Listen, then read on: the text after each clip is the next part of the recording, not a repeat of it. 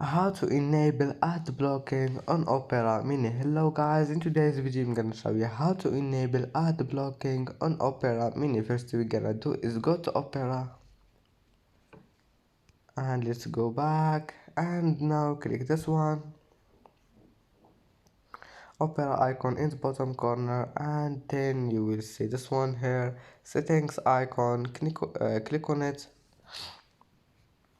and then just go down until you find this one, ad blocking, and click on it.